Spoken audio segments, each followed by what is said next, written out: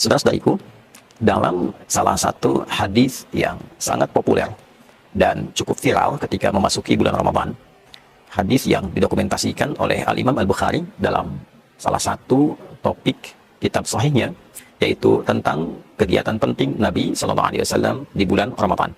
Didapati di nomor hadis 3220, diriwayatkan oleh sahabat mulia sekaligus keluarga terdekat Nabi SAW, yaitu Abdullah bin Abbas radhiyallahu taala anhuma. Diriwayatkan, disampaikan oleh beliau bahwa qala kana Nabi sallallahu alaihi wasallam, adalah Nabi sallallahu alaihi wasallam ajwadan nas, orang yang paling baik, orang yang paling ramah, paling dermawan. Wa ajwada yakunu fi Ramadan, atau wa kana ajwada ma yakunu fi Ramadan.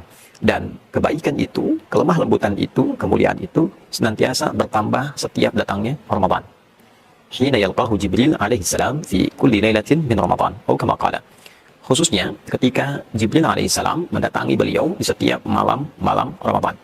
Jadi ada keterangan yang sangat menarik di sini. Yang pertama, hadis ini diawali menggambarkan tentang kemuliaan sifat Nabi sallallahu alaihi wasallam, yang diantara sekian sifat mulia itu adalah kelemah lembutan, kebaikan, dan kedermawanan beliau. Kemudian yang kedua, sifat-sifat tadi yang digambarkan itu senantiasa bertambah di bulan Ramadan. Terkhusus ketika malaikat Jibril alaihissalam mendatangi beliau di setiap malam Ramadan, fayudarisuhul Quran. Nah, untuk mengajarkan satu agenda penting, yaitu mengajarkan Al-Quran. Ada beragam pandangan yang disampaikan oleh para ulama terkait dengan agenda penting ini. Yang pertama, kesepakatan di antara para ulama bahwa hadis ini memberikan penjelas yang sangat kuat akan keistimewaan interaksi dengan Al-Quran sebagai agenda terpenting di bulan Ramadan. Mengingat Allah Subhanahu wa Ta'ala melekatkan kemuliaan Ramadan dengan turunnya Al-Quran. Di Quran surah kedua misalnya, Al-Baqarah di ayat 185. Syahrul Ramadan alladzi unzila fihil Quran. Di bulan Ramadan yang diperintahkan kita menunaikan puasa itu ialah bulan saat Al-Quran diturunkan di waktu Ramadan itu. Ayat dan hadis ini memberikan penegas menurut pandangan para ulama tentang agenda penting yang terkait dengan Ramadan, yaitu kegiatan berinteraksi dengan Al-Quran. Dengan kata lain, jika ada seorang muslim beriman menunaikan ibadah puasa, dia berpuasa dari mulai fajar sampai dengan terbenam matahari di maghrib, hanya dalam waktu menunaikan puasa ini dan juga malamnya dia menunaikan tarawih, dia tidak mengisi dengan memperbanyak interaksinya dengan Al-Quran, tidak bersentuhan dengan mushaf misalnya, tidak membaca Al-Quran misalnya, maka sementara pakar dari kalangan ulama menilai ada yang tidak sempurna dalam agenda Ramadannya, ada yang kurang berkah dalam kegiatan Ramadannya. Untuk itu, sebagian menilai bahwa akan sangat baik bagi seorang muslim itu menjadikan interaksi dengan Al-Quran sebagai bagian pokok dari kegiatan Ramadannya. Karena Nabi SAW, bahkan beliau itu diriwayatkan dalam satu hadis yang sangat kuat, termasuk yang disampaikan tadi, menghatamkan Al-Quran setidaknya setiap satu periode Ramadan. Bahkan di akhir sebelum beliau wafat sallallahu alaihi wasallam, beliau menghatamkan Al-Quran sampai dengan 2 kali. Jadi memberikan kesan bahwa Al-Quran adalah agenda wajib yang dilakukan oleh Nabi sallallahu alaihi wasallam saat berada di bulan Ramadan.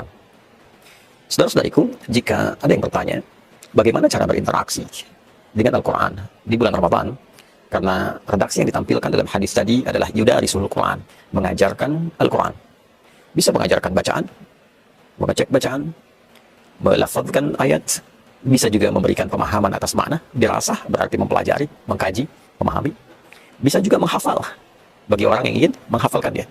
Maka bila kita gabungkan ketiganya, kita dapati bacaan yang tidak disertakan dengan pemahaman, yaitu qiraah secara umumnya.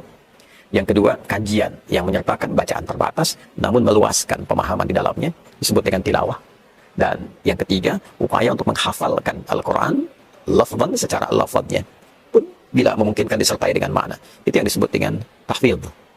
Dari ketiga ini, kita bisa batasi bagian pertama dulu untuk jumpa saat ini, yaitu bagaimana mengagendakan bacaan Quran secara positif dan efektif, sehingga bisa berhasil saat sampai di akhir periode Ramadan.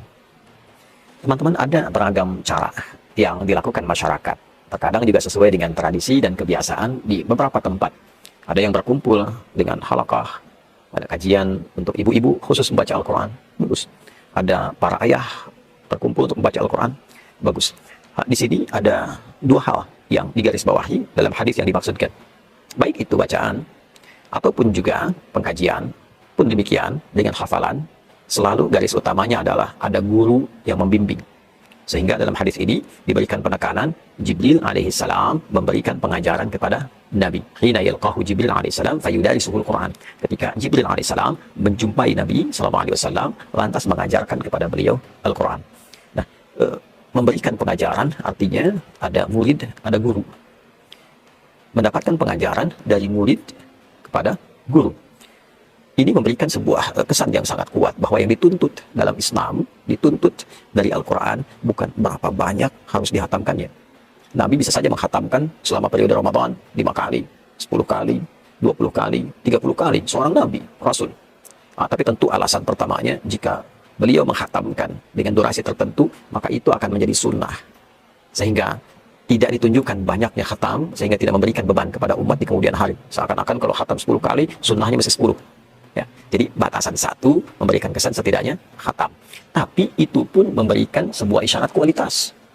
Satu berkualitas, satu ada guru. Jadi kalau belum bagus betul bacaannya, belum pandai betul membacanya, maka dianjurkan yang diberikan penekanan adalah kualitasnya. Baca Quran, di depannya ada guru. Dia menyimak apakah benar bacaannya. Kalau benar, teruskan. Kalau kurang benar, perbaiki. Maka ketika ia mencoba untuk belajar dengan pola demikian, hadis lain mengatakan setiap hurufnya digandakan 2 kali lipat. Walladzi yata'ata wa huwa syaqqun 'alaihi fa huwa falahu ajran. Orang yang berusaha membaca Al-Quran dengan benar, sehingga bahkan lisannya mesti terbata-bata dibimbing, maka dia diberikan 2 kali pahalanya. Bila setiap hurufnya 10 kali 2. Ya, dibacakan misal alif lam mim, diperbaiki mim, ya, dibaca sekali lagi. Dari bacaan pertama itu sudah mendapatkan 2 kali pahala. Pahala pertama dari huruf yang dibaca, pahala kedua kesungguhannya untuk membaca supaya menjadi benar. Jadi kalau satu huruf 10, alif, lam, dan mim 3 huruf, standar 3 kali 10, itu 30 kalikan 2 lagi. Bisa 60 dia dapatkan. Nah, ilmu ini penting supaya tidak merasa pesimis. Wah, ini pengen cepat khatam, selesai. Sementara yang dihatamkan belum tentu benar bacaannya. Jadi kalau pernah ada kajian ibu-ibu, bapak-bapak, ataupun remaja membaca Quran, disertai dengan guru yang menyimak. Walaupun 1 hari dapatnya 1 halaman misalnya, tapi bacaannya benar. Pahalanya bisa 2 kali lipat. Nah, jadi ini bagian pertama. Yang dituntut adalah benarnya bacaan, sehingga benar dilafadzkan, ya, benar dihadirkan, dan benar ketika ditampilkan dalam ibadah-ibadah yang lain, semacam sholat khususnya.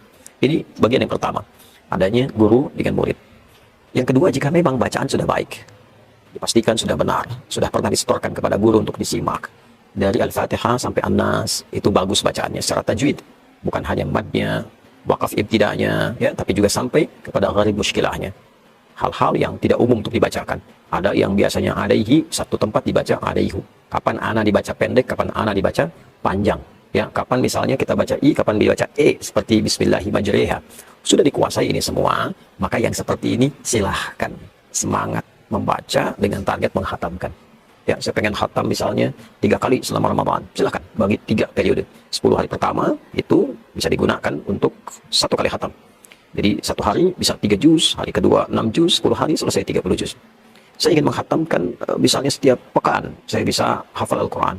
Dalam konteks membaca, khatam. Ya, boleh, silahkan. Bisa dibagi misalnya dari Sabtu ketemu Kamis, 6 hari.